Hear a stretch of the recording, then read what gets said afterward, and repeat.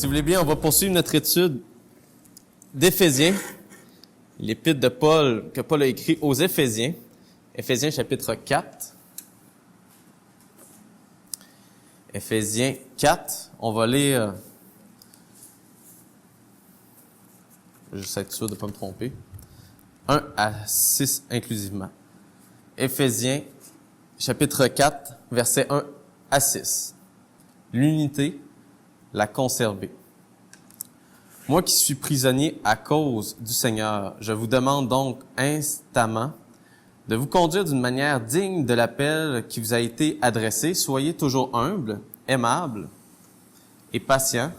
Supportez-vous les uns les autres avec amour. Efforcez-vous de conserver l'unité que donne l'Esprit dans la paix qui vous lie les uns aux autres. Les uns aux autres. Il y a un seul corps et un seul esprit. De même, Dieu vous a appelés à une seule espérance lorsqu'il vous a fait venir à lui.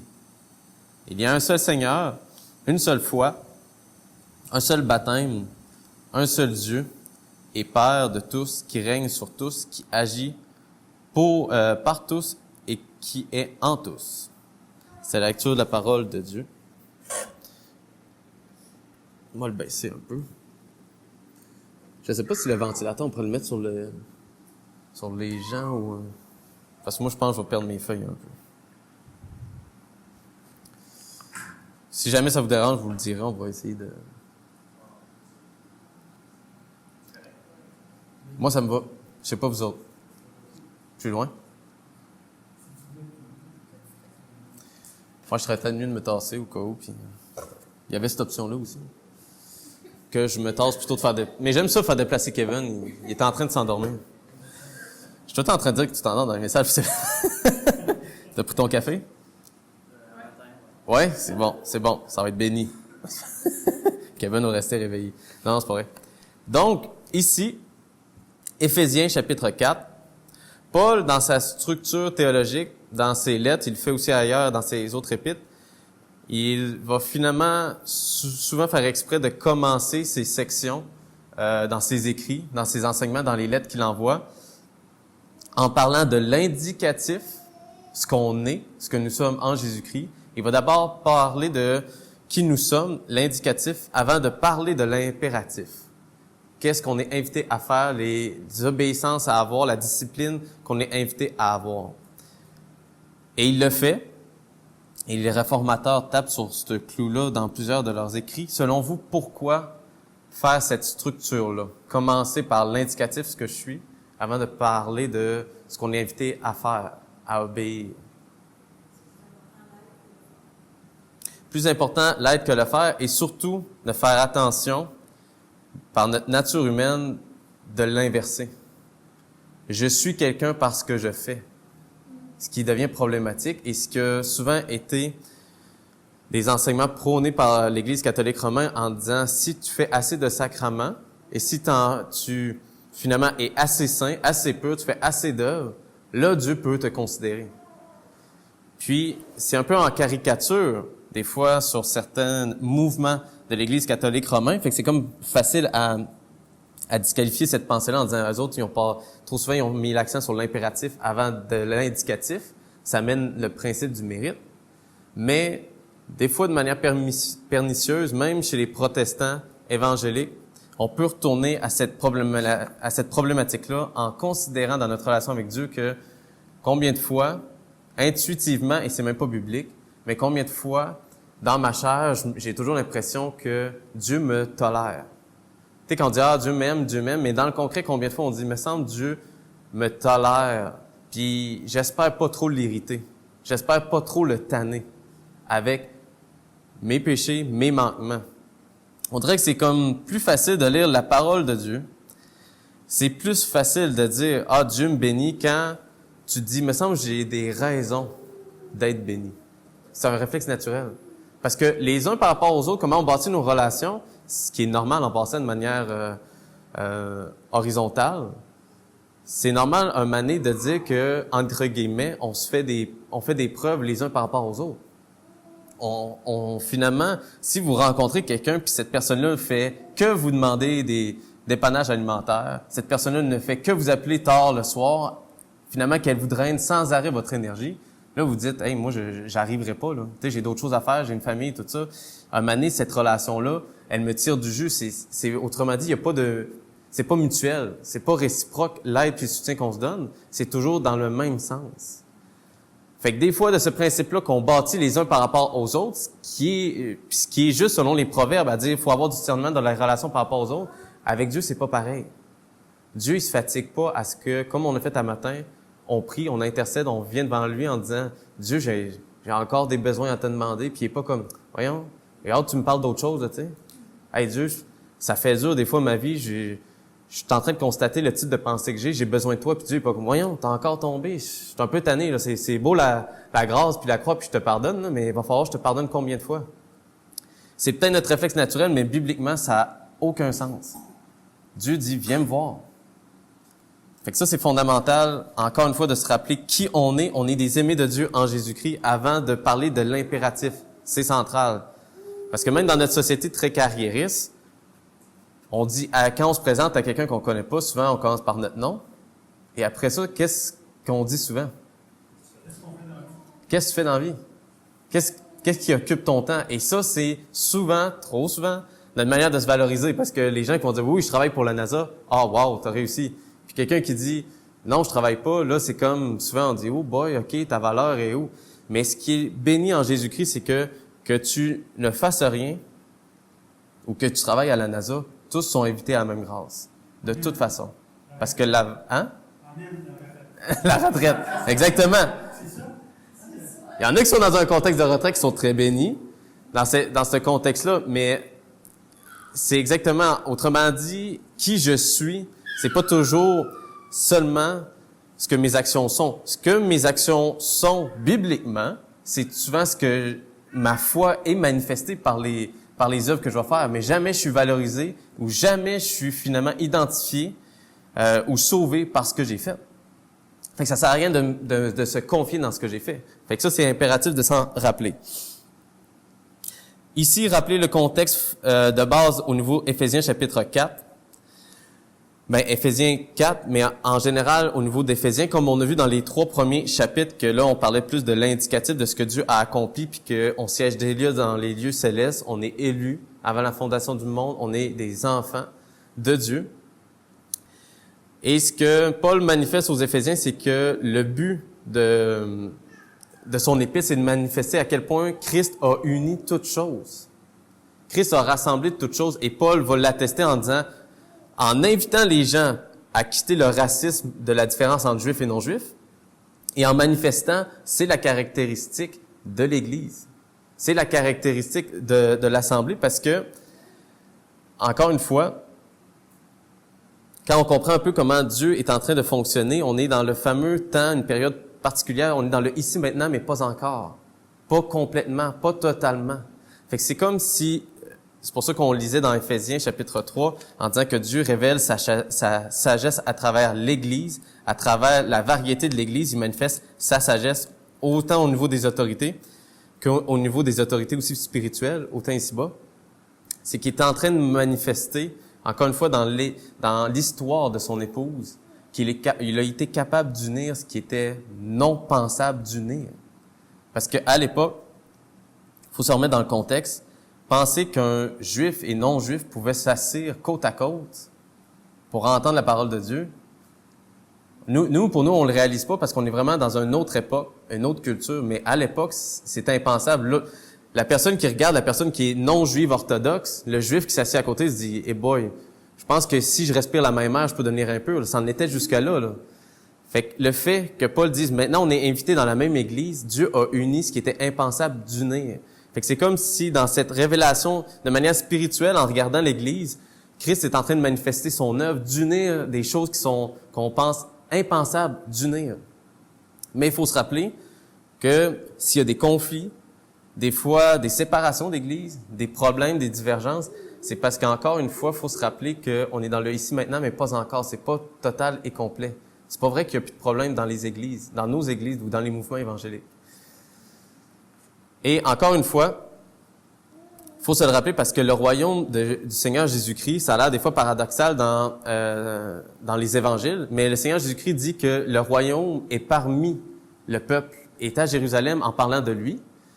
Et pourtant, lorsqu'il se présente à Pilate, lorsqu'il il y a une sentence, puis il discute avec Pilate, un moment donné, Pilate, il dit, tu réalises-tu que là, ton peuple t'a amené à moi? Fait qu'il dit, t'es qui? Puis là, le Seigneur Jésus-Christ dit, autrement dit, Pilate, il recite en disant, il y en a qui disent que t'es roi.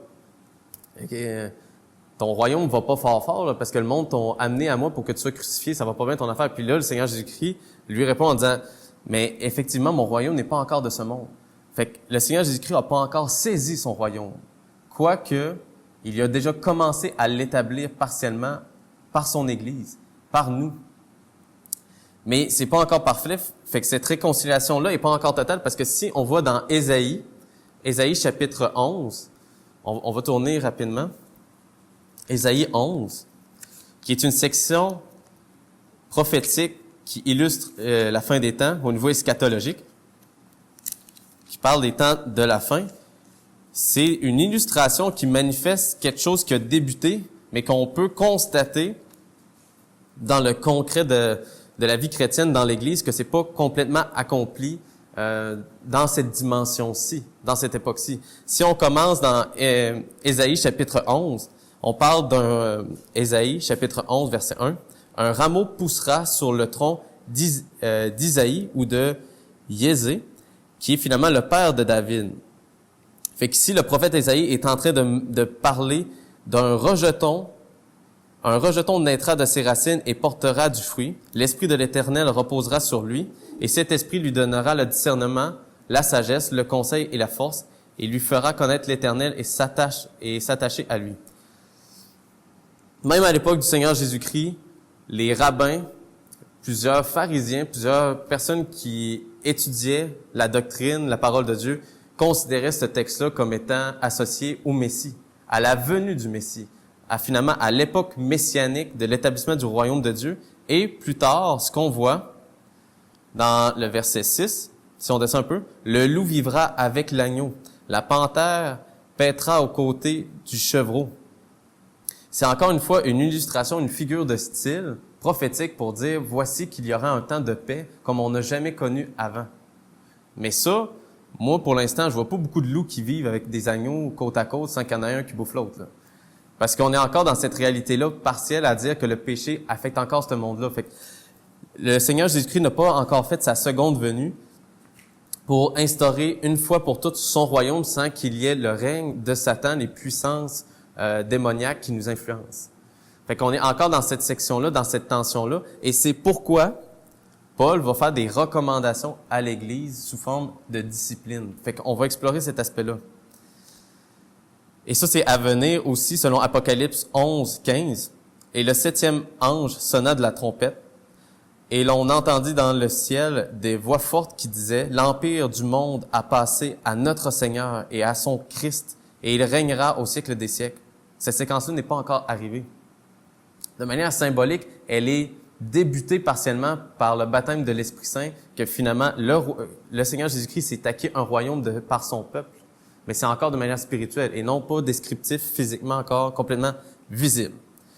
Fait qu'en ce moment, Christ a réalisé une partie de la réconciliation. Exemple, il le manifeste dans l'Église qu'il y a juifs et non-juifs à l'époque du Seigneur Jésus-Christ qui sont réconciliés, unis en ayant le dénominateur commun de connaître leur Sauveur. Fait qu'on est encore une fois dans cette période que Christ, il règne déjà, mais il ne siège pas encore parfaitement sur toute domination de ce monde. Fait que tu sais, ça a l'air un peu contradictoire, mais c'est vraiment une forme de figure de style. Donc, par son Église, Dieu est en train de montrer sa sagesse de sauver les perdus. Et en sauvant les croyants de l'Église primitive, il unit finalement les circoncis et non circoncis, ce qui était impensable à l'époque. Christ est en train de l'accomplir et c'est ce que Paul constate et dit en même temps, conserver cette unité. Dans la diversité de l'Église, il y a pourtant une unité encore présente de manière miraculeuse. Comme je disais, le dénominateur commun, c'est qu'on se rappelle encore une fois que Christ est ressuscité. Je veux dire, on est 2000 ans après ce fameux événement que Christ est ressuscité, et c'est encore une doctrine, un rappel, un événement pour le croyant. Moi, Pierre, Larry, mon père, tout le monde qui est ici présent, c'est encore un événement significatif pour nous, puis on est 2000 ans après ça. Alors, regardez bien des religions dans le monde, puis il y a des modes. Tu sais, là, de temps en temps, le bouddhisme réapparaît, puis là, il y a comme un ajustement selon les modes actuels, puis il y a beaucoup de changements. À l'époque, ce qui était populaire, c'est de croire en plusieurs dieux. Tu sais, on regarde qu'il y a différentes religions qui ont amené des changements selon le contexte historique, culturel. Ce qui est particulier de la parole de Dieu, là, c'est qu'on l'utilise encore, même s'il y a 4000 ans d'histoire là-dedans. Des fois, on tombe sur des écrits que ça fait juste 100 ans d'histoire qu'ils ont. Au niveau de, exemple, si vous parlez avec certains historiens qui vont vous dire quand on a découvert des ouvrages sur les personnes qui ont découvert le Canada, le Québec, on tombe sur leurs ouvrages, puis ça prend des méchantes têtes pour dire « Hey, leur phrase est bizarre. » Puis pourtant, c'était un Français de l'époque. Nous, on est encore en train de prendre un livre qui a plus que 4000 ans d'histoire, puis on s'exhorte encore par rapport à ça. C'est une forme de miracle, que c'est encore ce qui nous unit. Fait que cette unicité que Paul invite à conserver, elle est encore présente et manifestée dans l'Église.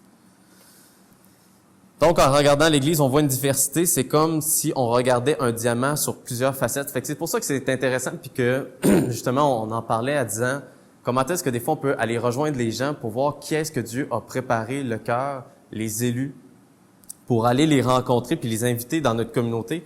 C'est pas que je suis un tripeux d'églises nombreuses, mais ce qui est le fun, c'est que plus on est croyant, plus on voit des facettes de comment est-ce que Dieu nous a aimés, par l'exercice de nos dons, par la manière qu'on se supporte les uns les autres, comme les termes que Paul utilise ici.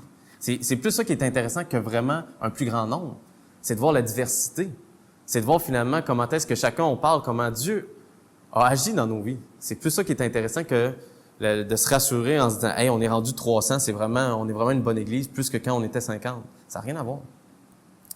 Fait qu'ici, pour venir, ça c'était le contexte que j'ai fait en 20 minutes.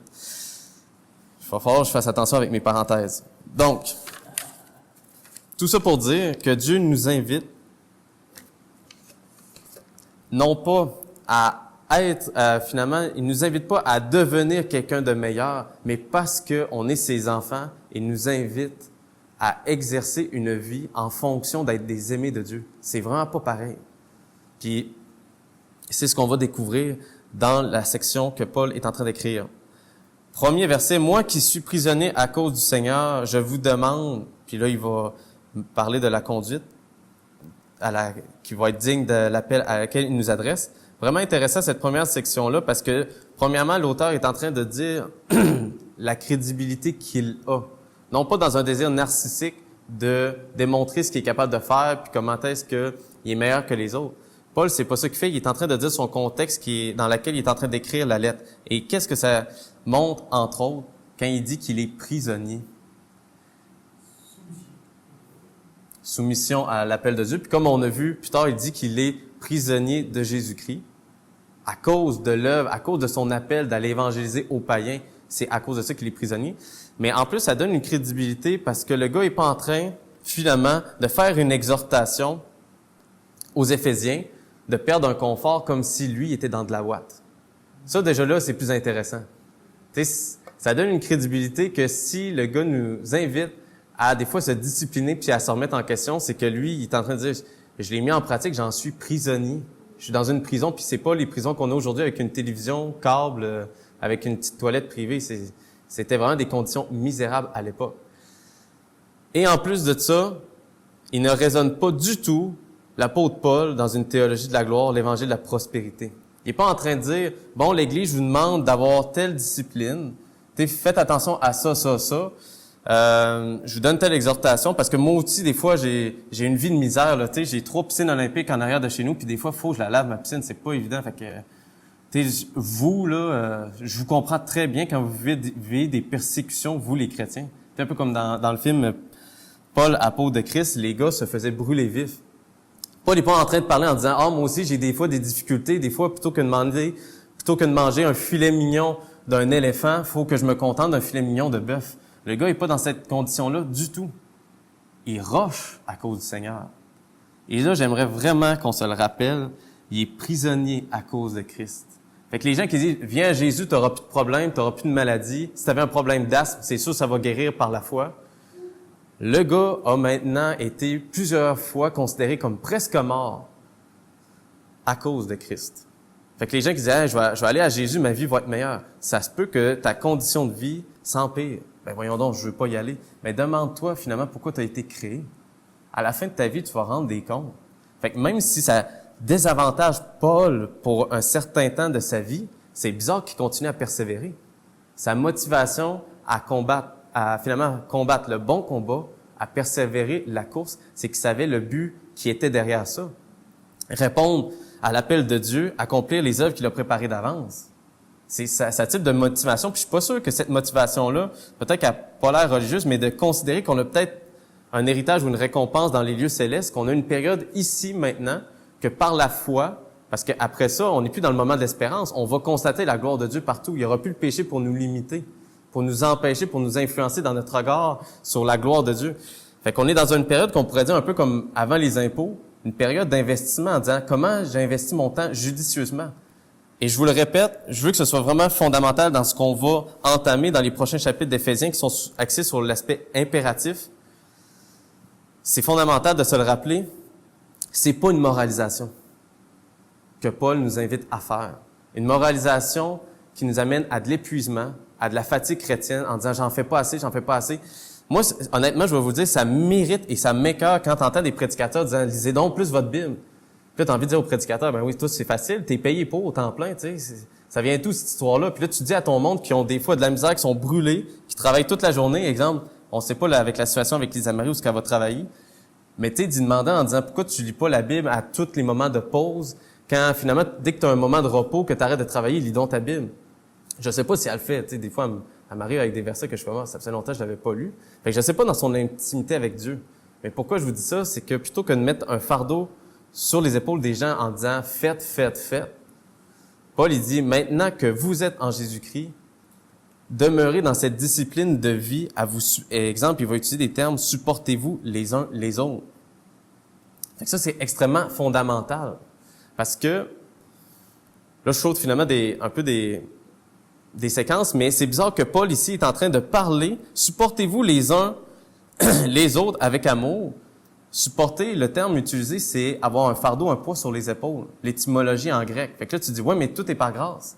Ouais, mais c'est Dieu qui finalement produit en nous le vouloir et le faire. C'est quoi cette histoire-là de supporter-vous? Moi, je pensais qu'une fois sauvé, j'avais rien à faire puis je perdrais jamais mon salut. Paul est en train de dire, non, il y a une discipline à avoir dans nos vies. Selon vous, pourquoi? Pourquoi il parle de se supporter les uns les autres si on est l'ouvrage de Dieu? Comment?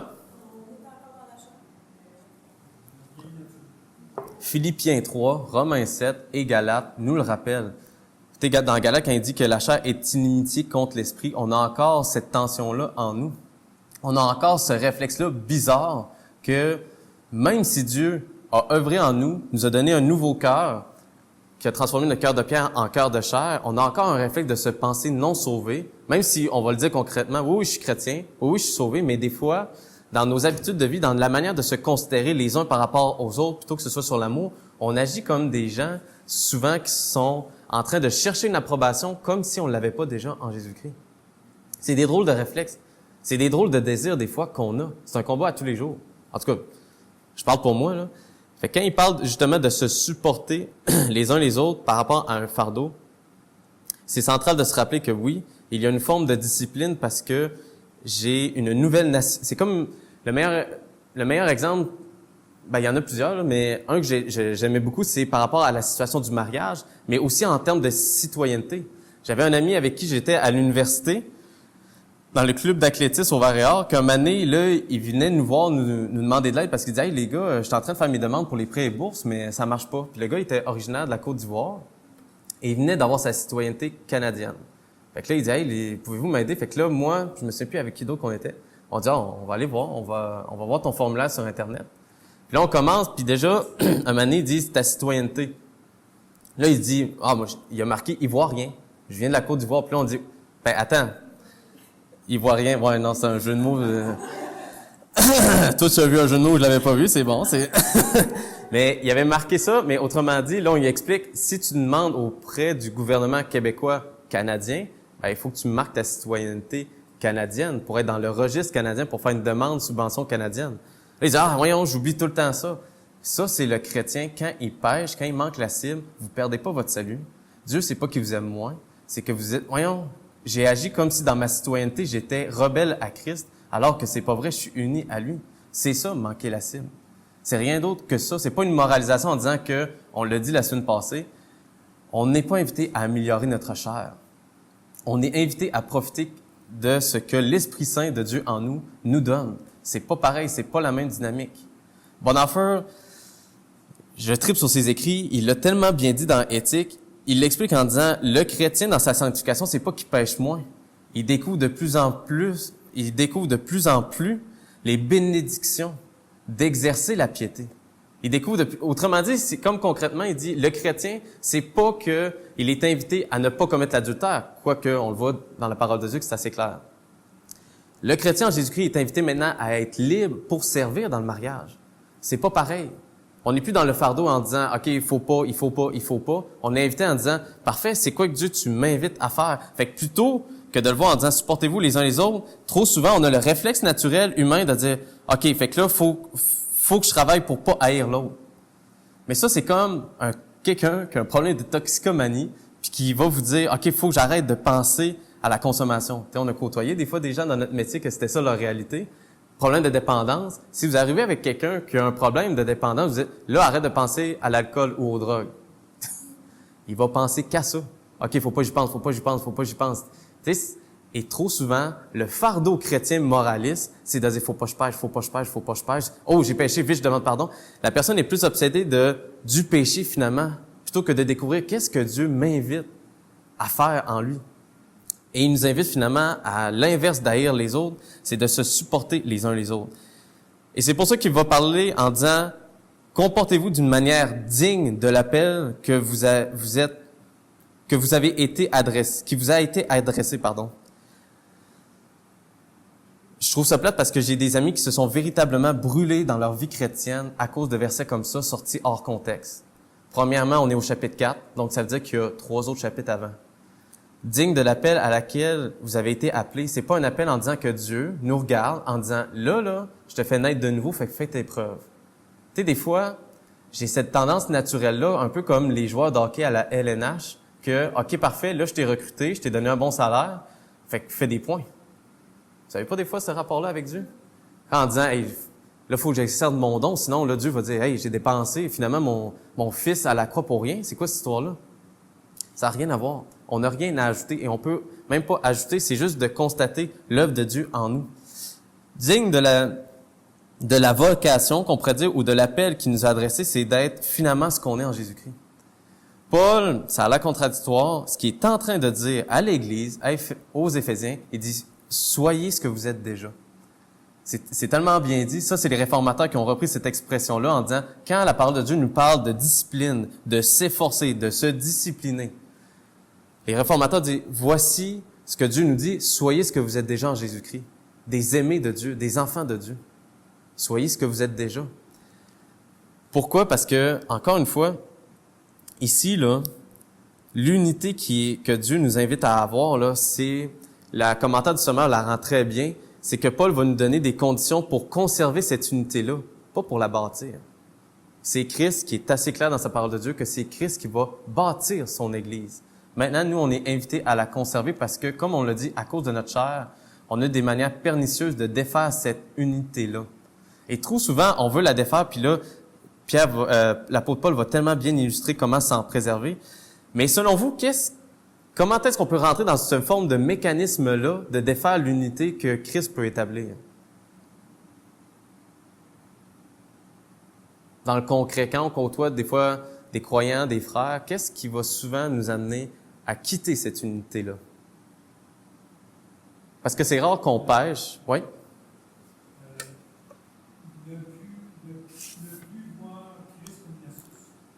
Ne plus voir Christ comme la source. Mais ça, justement, c'est intéressant parce que Timothée Keller l'illustre bien dans son livre sur l'idolâtrie, les idoles du cœur, sur le phénomène de l'idolâtrie. C'est rare qu'on fait juste une faute.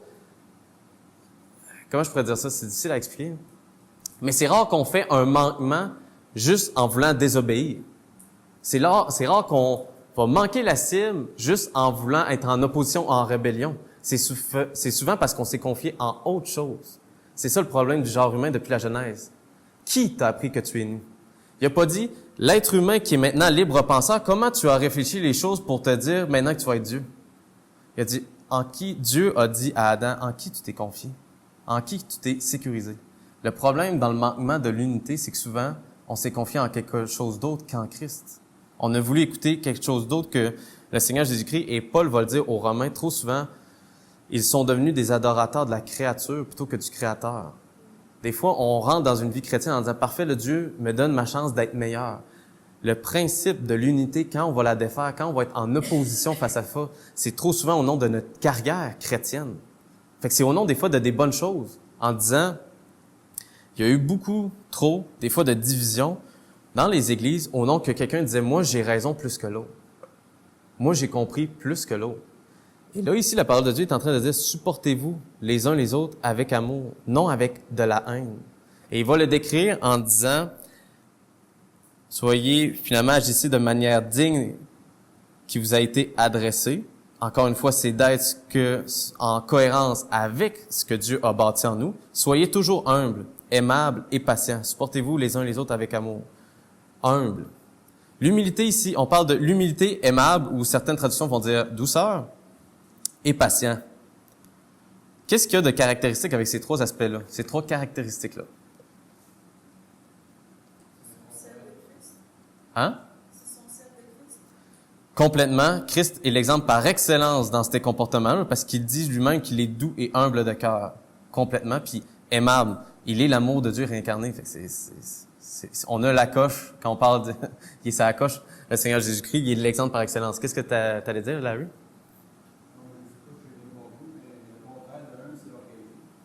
Ouais. Mais, oui, non, c'est intéressant.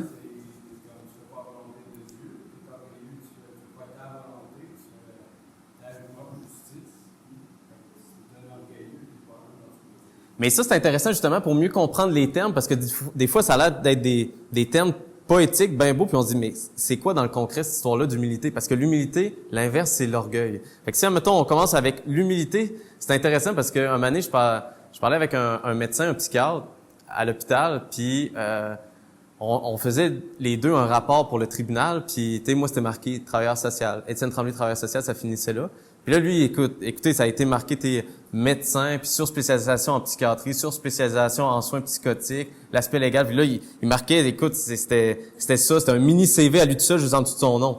Fait que là, je dis, ouais, entre toi puis moi, au niveau du juge, tu vas avoir la crédibilité. Puis là, il dit, ouais, écoute, j'ai passé la moitié de ma vie à l'université puis à travailler, puis tu sais, ça a bien été, j'ai eu des bonnes notes, mais je reste humble. Là, écoute, je pars à rire. En disant, hey, écoute, je pense qu'on n'a pas la même définition que c'est humble. Là, il dit, non, mais tu sais, il dit, je pourrais être plus orgueilleux puis plus en parler, mais je le fais pas tant que ça. Là, j'ai pas t'es aveugle à t'es aveugle à ta situation. L'humilité, à cause des fois du contexte d'éducation d'où on vient, au niveau du Québec, de l'éducation catholique romaine qu'on a, l'humilité, on le voit comme une vertu, mais l'humilité qui est l'inverse de l'orgueil, c'est de dire que j'ai pas grand-chose. Humble, là, ça veut dire pauvre. J'ai pas beaucoup. Il me manque. C'est ça que le chrétien réalise. Fait que quand t'as pas beaucoup, puis tu vas face à l'autre, parce qu'en passant, la caractéristique des 3 points, c'est que c'est des choses qui s'exercent face à l'autre. Si vous êtes tout seul, dans votre tour d'ivoire, dans votre sous-sol, en train d'écouter des prêches sur Internet, puis vous dites, ça, c'est ma vie chrétienne, vous pouvez vous faire à croire d'une manière idéale, je suis très humble. Ah, je suis très aimable. Ah, je suis très, très, très patient. C'est très facile quand tu l'exerces pas. C'est juste une théorie. Tu sais, c'est comme quand quelqu'un dit, ah oui, quand un moment donné, je vais m'entraîner, si je m'enligne pour m'entraîner, je vais être sûrement très performant, je vais aller aux Olympiques. Oui, dans ta tête, c'est très facile jusqu'à ce que tu te rendes compte qu'un moment donné, quand tu te lèves à 6 heures du matin pour t'entraîner, qu'après ça, tu fais des compétitions puis tu te rends compte, oh boy, il y a d'autres mondes à la ligne de départ. Oh boy, il y a d'autres mondes qui en font de la musculation puis c'est pas évident. Le chrétien est invité à exercer finalement sa foi par rapport aux autres. C'est pas une affaire théorique et individuelle, contrairement à ce que la société nous montre. Et ce que je trouve plate, c'est que des fois, dans les mouvements évangéliques, on offre des conférences comme si le chrétien travaillait en silo. T'es un évangélique, ben on va perfectionner le côté évangélique. Ce qui est plate là-dedans, ce qui peut être pertinent, et bon, est-ce que l'évangélique réalise qu'il a besoin de la prière, de la personne qui exerce la prière? Est-ce que l'évangélique réalise qu'il a besoin de la personne qui va enseigner la parole de Dieu pour mieux communiquer le message? C'est ça que Paul est en train de dire. L'unité va demeurer et la conserver. Fait qu'en mettant trop l'enfant sur des formations spécialisées, des fois, on se rend pas compte que notre don est interdépendant des autres dons. La personne, justement, qui prie, elle réalise de plus en plus que sa prière pour Dieu, l'apôtre Paul le dit ailleurs dans ses épîtres, que nos prières renouvellent en intelligence. Finalement, en étant cohérent avec ce que la parole de Dieu nous dit, sinon c'est une prière d'insensé. Fait que la personne dit, oh, faudrait que je sache qu'est-ce que la parole de Dieu dit pour m'éclairer. T'es une personne, exemple, que son don, c'est la prière, qu'elle est plus sensible à la prière, si elle se questionne pas à dire, je pense que ça serait bien que j'aille voir la personne qui comprend les Écritures sur le Notre Père, qui est un exemple de prière, puis que je vais le mettre en pratique. Tu sais, c'est interdépendant. Puis après ça, c'est béni que les chantres, les gens qui finalement mettent de l'avant la louange de Dieu, disent, hey, on va le faire même en chantant. C'est béni quand on voit l'interdépendance. On n'est pas, en tant que croyants, des gens carriéristes qui travaillent en silo. C'est ce que Paul dit en disant, justement, vous allez exercer la patience, l'humilité par rapport aux autres. L'humilité, soyez toujours humble. Est-ce que vous vous souvenez qu'un peu plus tôt, Paul avait justement dit que l'œuvre de Dieu d'avoir sauvé le croyant, au chapitre 2, ce n'est pas le fruit d'œuvre par rapport au salut. C'est un don de Dieu. Ce n'est pas le fruit d'œuvre que vous auriez accompli. Personne n'a donc de raison de se vanter. Si on dit qu'on est invité à l'Église et que c'est son œuvre, c'est son ouvrage, ça va nous changer notre attitude, notre approche par rapport à Dieu. On est une société on aime énormément revendiquer. J'ai le droit de tout faire. Je suis libre de faire ce que je veux. Le problème avec Dieu, c'est qu'on se rend compte que c'est des prémices des fois de base, mais que ça a été inculqué par la société, mais par rapport à Dieu, ça fonctionne pas nécessairement de même. Juste un exemple, quand on est invité dans la sanctification à être libre, c'est pour la liberté que Christ nous a affranchis. Et ailleurs dans sa parole, il va dire qu'on est ses serviteurs, puis il utilise des termes pas évidents là, au niveau syndical, serviteurs inutiles. Ben là, tu dis que justement, libéré, c'est pour la liberté que Christ nous a affranchis, on n'est plus esclaves du péché. C'est parce que Dieu dit non, justement, tu es libre une fois que tu sers le véritable Dieu. Non, moi je pensais que c'est quand je faisais ce que je voulais. Ça, là, c'est une illusion satanique de dire non, quand tu es en train de faire ce que tu veux, c'est Satan qui te séduit en servant un Dieu qui s'appelle mon petit moi, la petite personne que je suis. Puis on peut le faire chrétiennement. Fait que l'humilité, c'est dans ce sens-là de réaliser qu'on est pauvre. Et quand on est pauvre, ça c'est comme, je sais pas si ça vous est déjà arrivé, mais dans un exemple concret, pardon? Y a-tu un commentaire ou? Oh, j'entends des voix, je commence à être fatigué. Pas évident. L'humilité, c'est de réaliser qu'on est pauvre. Avez-vous remarqué que des fois, quand on a une pauvre justice en nous-mêmes, une pauvre auto-justification, avez-vous remarqué que c'est plus facile d'être conciliant avec le frère? Quand je me fais surprendre à avoir manqué la cible, à avoir finalement commis un acte d'iniquité, à avoir pété un plomb, à avoir été en colère, à avoir débordé, avoir vraiment manqué la cible puis avoir manqué de contrôle, c'est fou comment après, que ce soit dans ma vie de couple, que ce soit quand je rencontre un frère, c'est drôle, hein, mais c'est rare que je vais aller le voir en lui donnant des conseils, comment s'améliorer.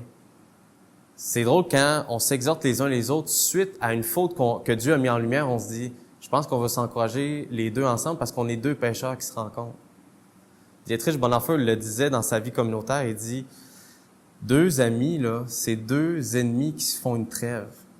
On réalise finalement que Dieu met sa main sur nos vies, sur l'Église, en disant on établit des ponts les uns par rapport aux autres, et c'est à apprendre à développer avec un discernement. Pas de manière en étant centré sur nous-mêmes. On a le réflexe des fois de bâtir des liens par rapport aux autres en disant l'autre devrait m'aimer.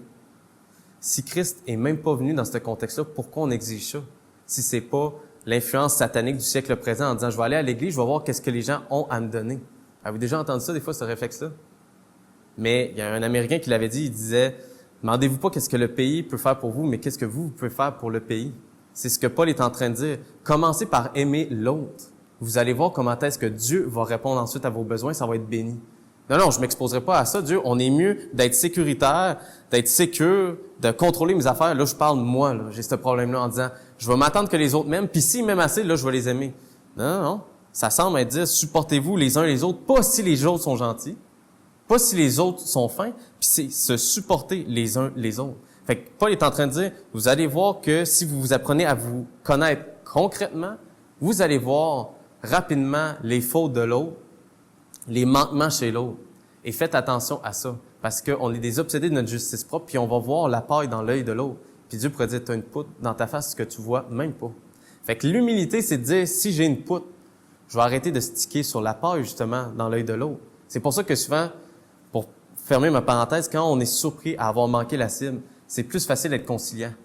Puis là, comprenez-moi bien, je suis pas en train de vous dire, pécher, c'est ça qui est béni, puis c'est ça la marche chrétienne, sans arrêt de pécher, puis c'est comme ça que vous allez rester humble. Non, c'est plate à dire, là, vous allez pécher.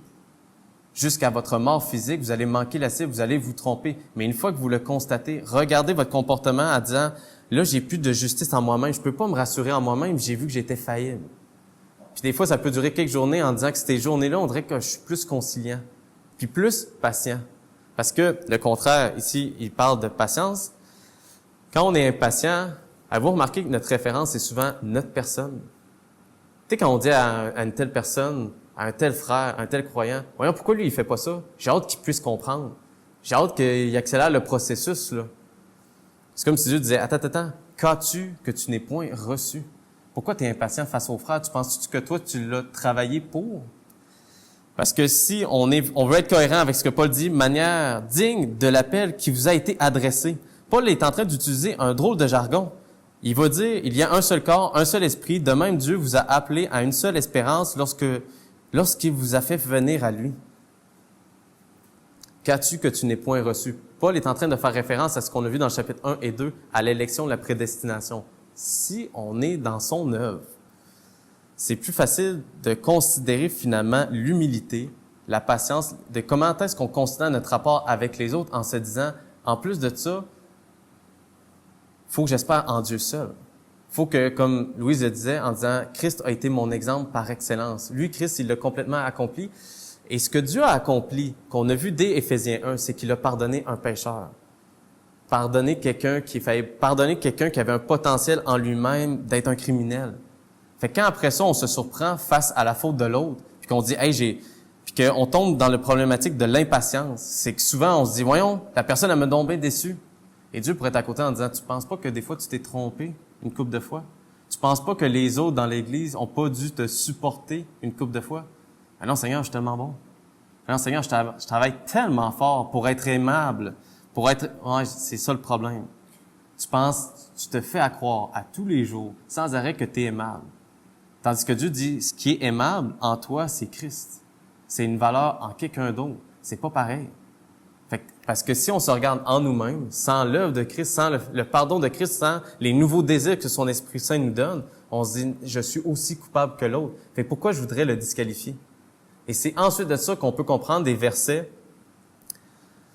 que que le Seigneur nous enseigne en disant qu'il faut mourir à nous-mêmes, mourir à nos richesses, mourir à ce qui nous amène à se distinguer les uns par rapport aux autres, à se faire compétition les uns par rapport aux autres. Quand Paul va dire « considère l'autre comme supérieur à toi », t'as pas une déclaration, t'en as plein de déclarations bibliquement qui sont contre le siècle présent, mais celle-là, elle fait pas mal. Considérer l'autre comme supérieur à soi, tu dis « non, Seigneur, les psychologues, les psychiatres d'aujourd'hui nous disent de développer une estime personnelle, d'avoir confiance en moi, puis de m'améliorer, puis d'être meilleur, puis de dire l'autre, finalement, faut que je fasse attention, faut que je mette mes limites, moi je suis en train de m'améliorer. » Dieu est en train de dire l'autre, là, tu le considères comme si tu voyais Christ en arrière de l'autre. Comme on a vu, quand Paul, à l'époque il s'appelait Saul, marchait sur le chemin de Damas, puis que le Seigneur l'a rencontré, il a dit « Pourquoi, Saul, tu me persécutes? » Mais Paul est en train de dire, attends, je m'excuse, mais toi, je t'ai jamais côtoyé directement. À chaque fois que tu as tué un des plus petits d'entre les miens, que tu l'as tué, martyrisé, c'est à moi que tu le faisais. Fait que le chrétien, lorsqu'il exerce l'humilité, l'amabilité ou la patience, c'est justement, il est plus invité à considérer dans la compétition face à l'autre en disant, l'autre, il a donc bien des défauts. Mais en disant, c'est vrai, Christ est dans l'autre. Ça change la dynamique. Ça change les relations par rapport aux autres. Puis je vous dis pas d'être dans le déni des autres, des défauts ou des fautes des autres. C'est pas ça que je suis en train de dire. Mais ce que Paul nous invite à dire ici, dans l'unité à conserver, c'est que d'abord, voyez Christ dans l'autre. On a un seul et même esprit à l'œuvre, une seule espérance. Parce que si on considère pas que même son ouvrage de nous avoir sauvés, de nous donner des nouveaux désirs, de finalement demeurer dans l'humilité que lui donne, parce que comme disait Louise, Christ est l'exemple par excellence de c'est quoi l'humilité, le fait d'être aimable, d'être patient, si on considère pas ça des dons de Dieu, si ça nous est pas donné, on pense qu'on va être aimable, humble, par mérite. On a travaillé pour. Et là, on considère l'autre sur un terrain de la compétition. Non, on est son ouvrage. Fait que ça change la dynamique. Si je vous donne un exemple, admettons, j'arrive chez Kevin, qui a une nouvelle maison, je débarque là, dans sa maison. Puis là, je dis, « Hey Kevin, ça va être super béni. Je vais amener des amis, je vais faire le party chez vous, je vais utiliser ton spa pis tout. » sans demander à la femme qui l'a mis à côté. Mais admettons, j'arrive puis j'y demande. Puis là, Kevin me dit, ben là, non, j'avais d'autres choses de prévues, tu sais, je veux dire. Puis là, je pourrais dire, voyons, on est dans la même famille, tu sais, ce qui est à toi est un peu à moi, là, de manière, tu sais, en ricochet, là. On peut utiliser des manières comme ça. Et le chrétien peut tomber dans une grâce bon marché au nom de ce principe-là. Je développe une relation avec Dieu à ma manière. Je suis le premier à faire cette erreur-là, en disant, oui, Dieu m'a accepté tel que je suis. Fait que là, on va y aller avec mes conditions, Seigneur. Si Dieu est Seigneur, ça marchera pas selon mes conditions. Si on rentre dans son œuvre, tu sais, c'est comme quand quelqu'un vous prête son téléphone ou son outil. C'est drôle, hein, mais même le réflexe du gros bon sens en nous dit, je vais faire attention à ce téléphone-là. Moi, mon téléphone, on dirait que je fais moins attention parce que ça m'appartient. Tu sais, c'est à moi en me disant, ben, tu sais, si je le brise, je vais le repayer. Mais quand c'est à quelqu'un d'autre, tu dis, oh, je vais faire attention comment je le considère. Fait que l'Église de Christ, quand on dit que c'est quelque chose qui lui appartient, et non pas quelque chose qu'on a acquis par mérite, c'est pour ça qu'on a de la misère, puis on le répète à la Bible parle, on dira pas que l'Église, la Bible parle, c'est notre Église qu'on a fondée, qu'on a travaillé pour. On souhaite que ce soit l'œuvre de Dieu pour faire attention à cette fausse familiarité-là, d'être centré tellement sur nous-mêmes en disant « je vais faire ce que je veux ». Puis je peux débarquer dans, comme on pourrait dire, dans ma sanctification, dans la marche chrétienne en disant à Dieu « Hey Dieu, on va faire telle manière, de telle manière ». Les croyants vont falloir qu'ils réfléchissent comme moi, qu'ils pensent comme moi, puis ils disent « Non, t'as pas réalisé. L'Église, c'est moi qui la porte. » Fait que ça va marcher selon mes conditions parce que si je fais ça, mettons, Kevin, légalement, peut dire, ben légalement, ce que tu vas faire chez nous, c'est selon mon autorisation, sinon on s'en va à la régie du logement, puis c'est plate, mais il va gagner parce que c'est lui le propriétaire de ça. Si Dieu est propriétaire de son Église, si c'est son épouse, ben c'est vrai, je vais faire attention comment je la considère, plutôt que de m'amener à une familiarité en disant, ça va marcher de telle façon comme moi je le veux. Je sais pas si vous comprenez la nuance, mais cette unité-là que Dieu nous invite à conserver, c'est que un des bels exemples, puis c'est pour ça qu'il va utiliser l'expression qu'on est ses enfants. Quand Ézéchiel vient dans notre famille, là, moi puis Zamarie, on est en train de se préparer en disant comment on va l'éduquer. Mais un enfant qui débarque dans une famille puis qui grandit dans une famille va justement pas commencer à jouer le rôle du parent.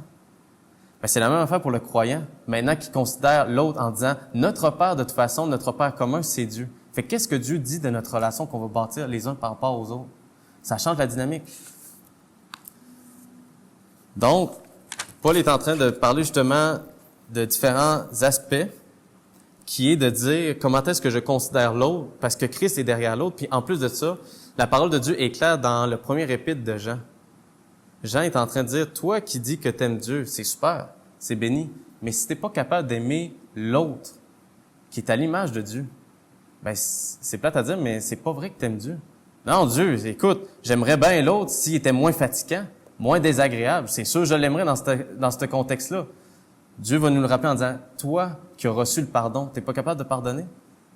C'est pour ça que le problème du mérite, de la justice propre, peut affecter nos relations les uns par rapport aux autres. Et Paul dit, conservez cette unité-là que vous avez été graciés au nom de Dieu.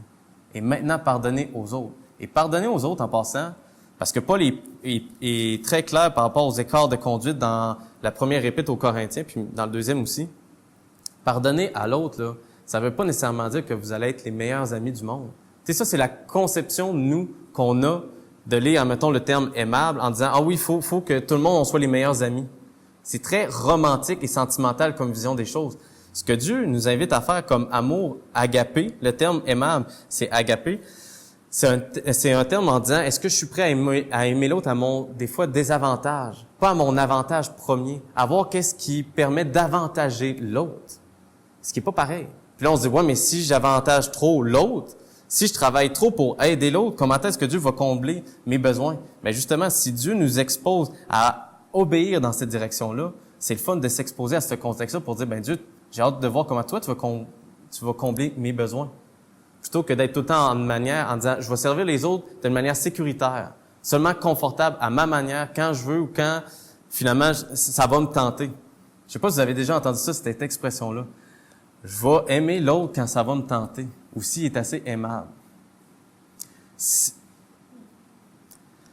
Non, c'est un bon matin, là, je m'emporterai pas, là. Mais juste le Seigneur Jésus-Christ, est-ce qu'il a aimé les gens à la croix quand il était aimable, puis que les gens ont dit, oui, on est en train de te vouer un culte d'adoration quand tu es sur la croix? Et il crachait en pleine face. Et de manière fascinante, le Seigneur Jésus-Christ va dire, pardonne-leur car ils ne savent pas ce qu'ils font. C'est pas évident. Je l'entends, là, puis là, je vous le dis, à mettre en pratique, c'est vraiment pas évident. Mais quand Dieu montre notre culpabilité, on se dit finalement que l'autre, quand je vais chercher à le disqualifier, je me dis, Dieu m'a pas disqualifié, moi. Puis il y avait toutes les raisons de le faire. Fait que pourquoi est-ce que je considérerais l'autre comme étant plus méchant, plus niaiseux que moi, alors que sur cette base-là, de cette justice, selon la loi, je t'ai complètement disqualifié. C'est illogique. Fait qu'il y a un seul Seigneur, une seule foi, un seul baptême, selon Romains 6, un seul Dieu et Père de tous, qui règne sur tous et qui agit par tous et qui est en tous. C'est dans ce principe-là qu'on se considère les uns les autres. Puis le tous ici, c'est pas chaque être humain de manière universelle, mais évidemment, le tous que Paul parle, c'est les Juifs et non-Juifs qui sont unis en Jésus-Christ. Fait que c'est extrêmement central de s'en rappeler. Donc, ce que Paul nous enseigne, c'est différents aspects qui sont très riches. Et exemple, la patience, c'est aussi d'avoir un discernement. Puis ça, c'est un sujet de prière aussi. D'avoir des fois le discernement, d'avoir cette subjectivité-là, les uns par rapport aux autres, que d'avoir un équilibre entre ce que Bonhoeffer appelle l'amour et la vérité. Ça sera jamais la vérité sans amour, selon la parole de Dieu, et jamais l'amour sans la vérité. Puis des fois, quand on est des gens qui sont des quêteux d'approbation conique, on dit « Ah oui, je vais aimer tout le monde », mais des fois, ça développe des amitiés qui n'amènent pas à une fortification, à une édification.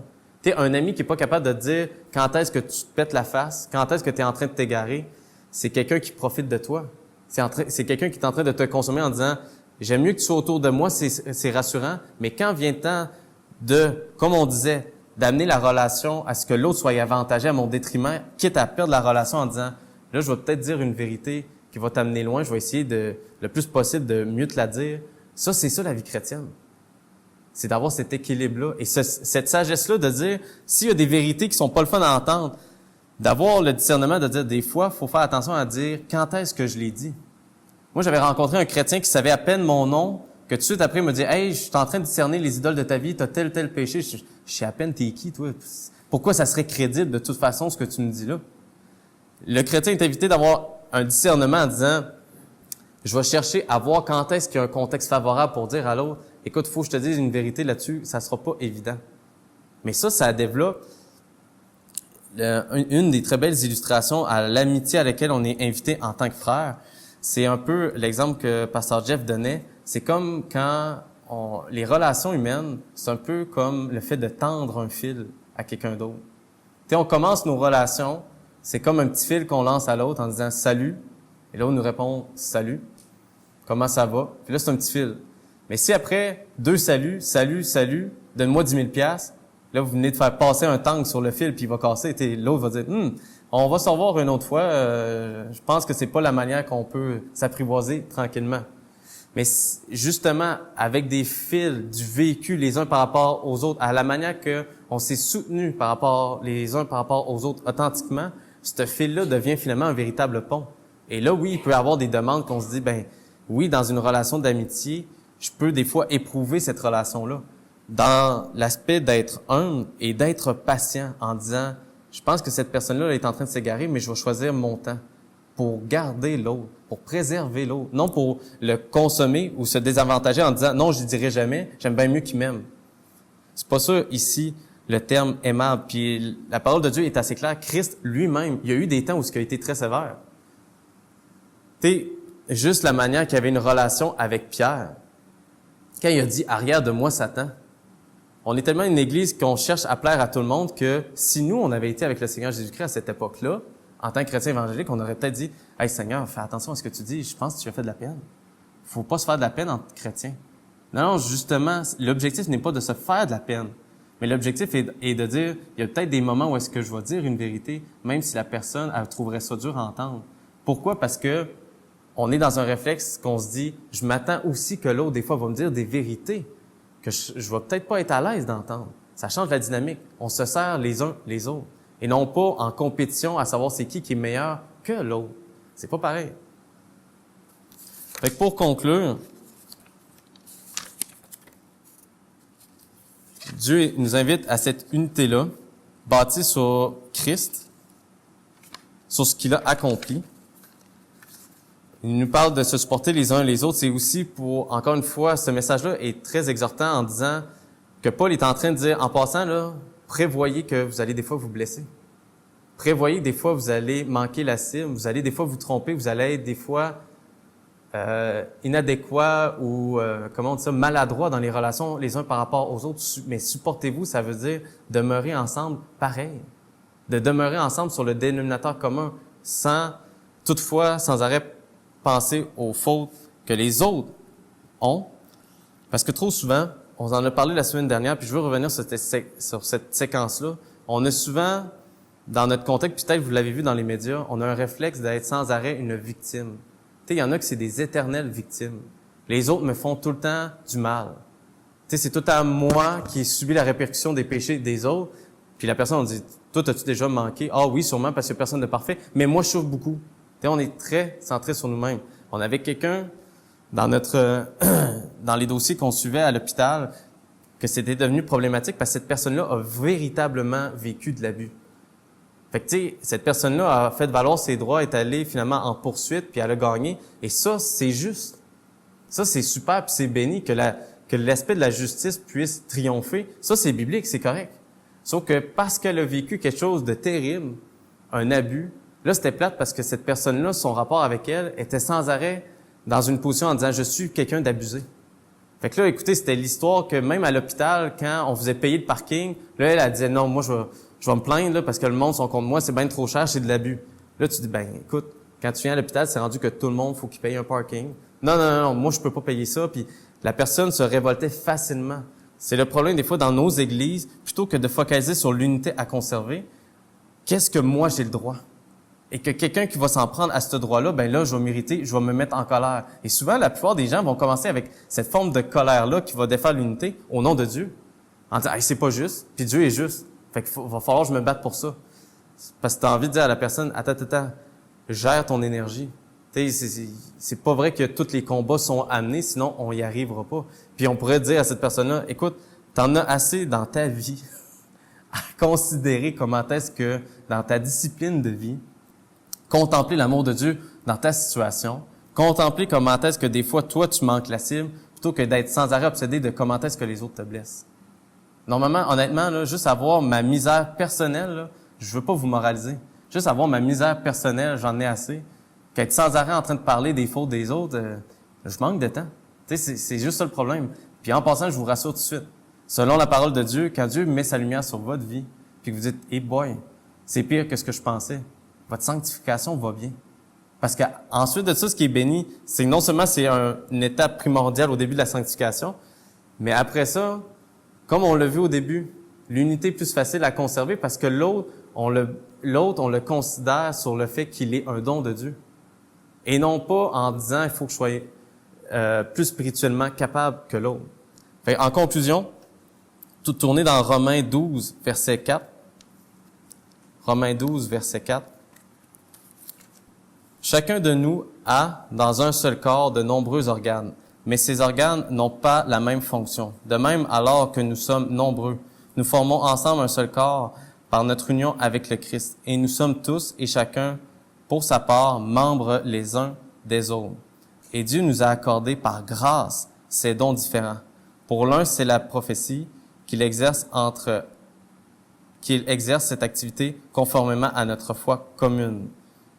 Et là, ensuite de ça, On passe au verset 9, par manque de temps.